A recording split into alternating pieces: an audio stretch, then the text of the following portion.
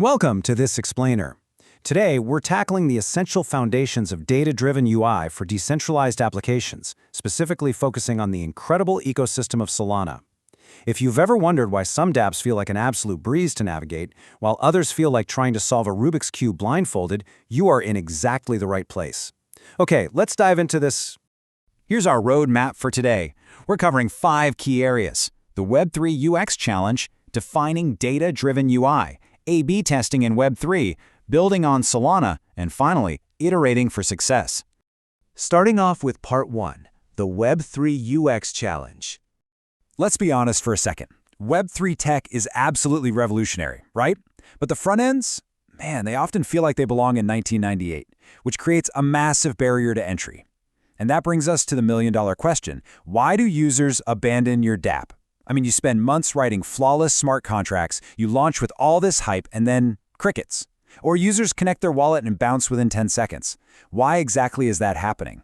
Well, the answer usually boils down to something called the curse of knowledge. Simply put, you know exactly how your dApp works, but your users don't. Since you built the thing, you know every single click, every expected transaction signature, the subtle loading states, the whole shebang. But this creates a massive developer bias. You end up designing based on what you think makes sense, completely alienating a brand new user who's just trying to figure out your protocol for the first time without making a costly mistake. Moving into Section 2, defining data-driven UI. Now, what's really interesting about this slide is the stark contrast between assumption-based design and data-driven design. Think about assumption-based design. That's your old gut-feeling way of building stuff, where a designer just subjectively guesses that a blue stake button looks better. Now contrast that with data-driven design, the evidence-based approach. This relies on cold, hard metrics proving that users actually click the stake button 30% more often when it's placed right in the center and colored green. It's literally the difference between the wrong way, guessing, and the right way, measuring.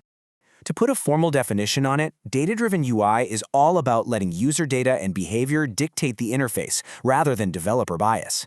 It means intentionally stripping away your personal opinions. You have to step back and let the actual footprints of your users guide where the path should be paved. This is exactly how you bridge that gap between a confusing, clunky interface and a seamless, intuitive experience that users absolutely love. All right, Section 3, A/B testing in Web3. So, how do we actually gather this behavioral data without compromising privacy and decentralization? So, the crucial point is that we can split test user flows without breaking the decentralized experience. You absolutely don't need invasive tracking scripts logging a user's every keystroke, personal identity, or wallet balance. No way. Instead, you're tracking anonymous interaction rates. Which wallet connection prompt gets higher engagement? Which transaction signing flow leads to fewer drop-offs? We can test these variations safely and completely anonymously. Here's a highly structured, step-by-step methodology for doing exactly that. Step 1, form a hypothesis. For example, moving the swap button to the top navigation will increase completed trades. Step 2, run the A/B test. You serve the original layout to half your users and the new layout to the other half. Step 3, analyze the data. Which version actually resulted in more completed trades? And finally, Step 4, deploy the winner to everyone. It's a super actionable, repeatable cycle that technical product managers can use to constantly level up their product. Let's look at a highly practical example of this. Imagine a user trying to stake their tokens. Our control is the original button placement, maybe tucked away in a side menu somewhere. Our variant is a much larger button placed right smack in the center of the dashboard. As the data clearly proves, just a simple change in placement drastically increases conversions.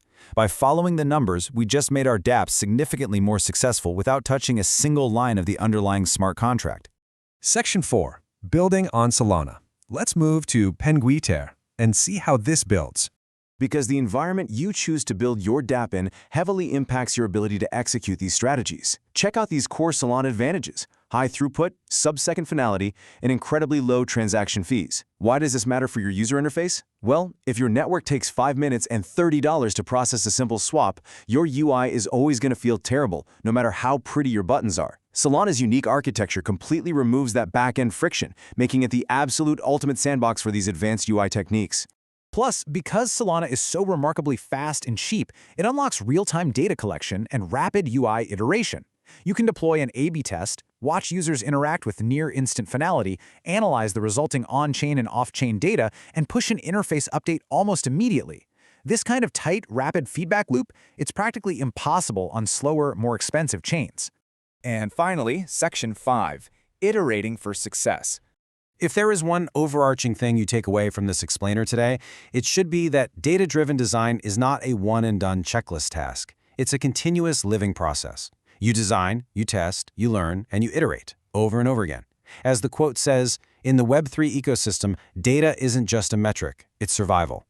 And this brilliantly illustrates that if you aren't listening to what your users' behavior is telling you, you can guarantee that your competitors will.